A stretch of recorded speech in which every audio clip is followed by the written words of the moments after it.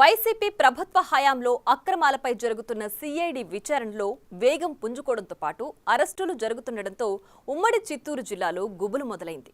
జిల్లాలో మూలాలున్న మద్యం కుంభకోణం, నకిలీ ఓటర్లు, మదనపల్లి ఫైల్స్తో పాటు తిరుపతి నగరానికి సంబంధించిన టీడీఆర్ బాండ్స్, ఎపిక్ కార్డుల కేసులతో పాటు ఆడుదాం ఆంధ్ర ఇలా చెప్పుకుంటూ పోతే చాంతాడంత లిస్టు కనిపిస్తోంది.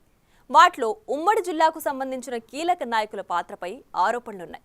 దీంతో రేపెవరి మీద కేసు నమోదవుతుందా, కటకటాలు లెక్కబెట్టేది ఎవరు అన్న చర్చ వైసీపీ క్యాడర్లో నడుస్తోందట. ఏపీ లిక్కర్ స్కామ్ కేసులో A4 నిందితుడిగా నమోదైన రాజంపేట ఎంపీ పెద్దిరెడ్డి మిథున్ రెడ్డిని ఇటీవల సిఐడి అధికారులు విచారించారు. త్వరలో మరోసారి విచారణకు హాజరవ్వాలని నోటీసులు ఇచ్చారు. ఈ కేసుకు సంబంధించి జిల్లాలో మదనపల్లి, తిరుపతి, వీకోటకు చెందిన మరో ముగ్గురి పాత్రపై విచారణ జరుగుతుంది.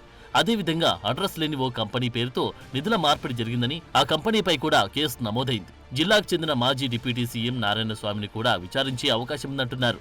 ఆయన జగన్ ప్రభుత్వంలో 5 సంవత్సరాల పాటు ఎక్సైజ్ శాఖను నిర్వహించారు. వారితో పాటు గాలివీడుకు చెందిన ఎక్సైజ్ ఉన్నతాధికారి అయిన సత్యప్రసాద్ కూడా లిక్కర్ కేసులో నిందితుడిగా ఉన్నారు.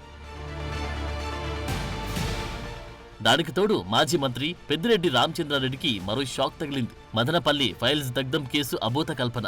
అక్రమంగా కేసు పెట్టారు, ఆధారాలు లేకుండా చేతులు ఎత్తేశారని పెద్దిరెడ్డి పలుమార్లు ప్రభుత్వంపై విమర్శలు గుప్పించారు. అయితే ఆ కేసులో ఇప్పటికే సీనియర్ అసిస్టెంట్ అయిన సాయితేజ కస్టడీలో ఉండగా తాజాగా పెద్దిరెడ్డి ముఖ్య అనుచరుడైన మాధవరెడ్డిని అరెస్టు చేశారు.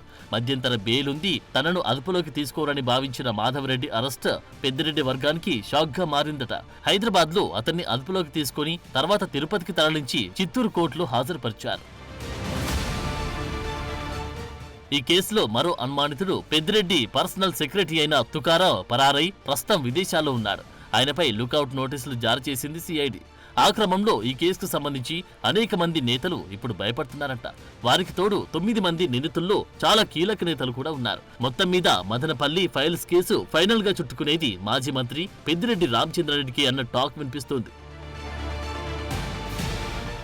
చంద్రగిరిలో నకిలీ ఓటర్ల జాబితాలు ఇష్టానుసారం జరిగిన మార్పులు చేర్పులపై చంద్రగిరి ఎమ్మెల్యే పులివర్తి నాని ఫిర్యాదు మేరకు సిఐడి విచారణ జరుపుతోంది. అందులో చంద్రగిరి మాజీ ఎమ్మెల్యే చెవిరెడ్డి భాస్కర్ రెడ్డితో పాటు ఆయన కుమారుడు మోహిత్ రెడ్డి, ఓ ఆర్డీఓ, మాజీ కలెక్టర్ పాత్ర కూడా ఉందని సిఐడి ప్రాథమిక దర్యాప్తులో బయటపడిందట.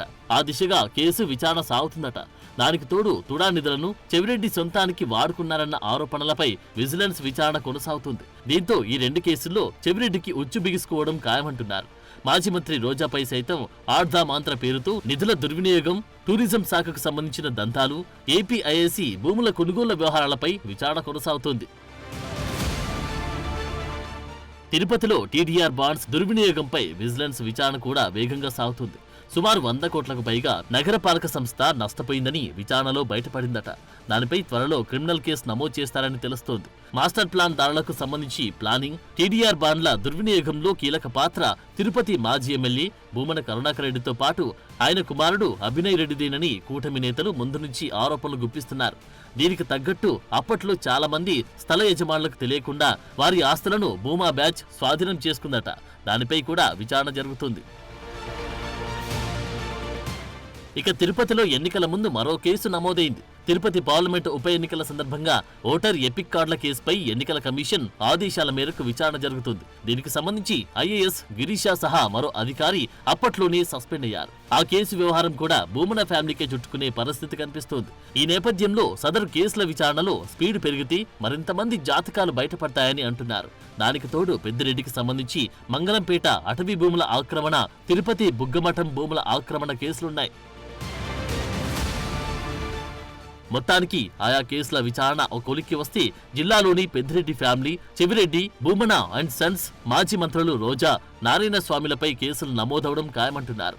జిల్లాకు చెందిన వైసీపీ ముఖ్య నేతలంతా ఇలా అవినీతికి పాల్పడి విచారణలు ఎదుర్కొంటూ ఉండడంతో పార్టీ భవిష్యత్తుపై క్యాడర్ బెంగపెట్టుకుంటుందట.